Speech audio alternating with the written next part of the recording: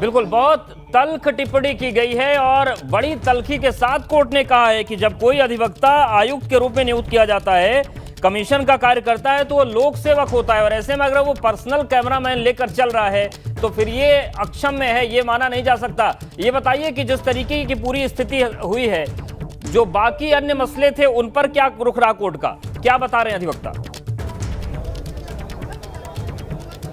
देखिए, अभी तक जो एक मसला इसी मसले से जुड़ा हुआ है कि 2 दिनों की परमिशन मिलनी थी कि नहीं, जो मांगी गई थी, तो 2 दिनों की परमिशन मिल गई है। अब विशाल सिंह इस पूरे मामले की जो रिपोर्ट है वो कोर्ट को प्रस्तुत करेंगे। इसके साथ ही 2 अन्य मामलों में जिसमें वादीगण कहीं ना कहीं जो अन्य जो मामले थे, 2 अन्य बिंदुओं पर जो बात होती थी, उसमें कल आपत्ति दाखिल की जाएगी और अब ये देखना होगा कि 2 अन्य मामलों में आपत्ति दाखिल होने के बाद फिर एक बार सुनवाई होगी और सुनवाई के बाद कल कोर्ट का फैसला फिर आ सकता है। तो 2 अन्य मामले अभी और हैं, लेकिन जो इस सर्वे कमीशन से जुड़ा हुआ मामला है, सर्वे कमीशन से जुड़े हुए मामले में 2 दिन दिया गया। हाँ, हमारे साथ हमारे सहयोगी मोइन जी आ गए हैं। मोइन जी, तीनों मामले स्पष्ट कर दीजिए और दर्शकों आज 3 मामलों में फैसला आना था, लेकिन सिर्फ एक मामले में आया। कोर्ट ने सबसे अहम बात ये करी कि जो कोर्ट कमिश्नर थे सबसे प्रमुख अजय मिश्रा, उनको पूरे कमीशन की कार्रवाई से हटा दिया और उन पर आरोप ये था कि वो जो गोपनीय सूचनाएं थी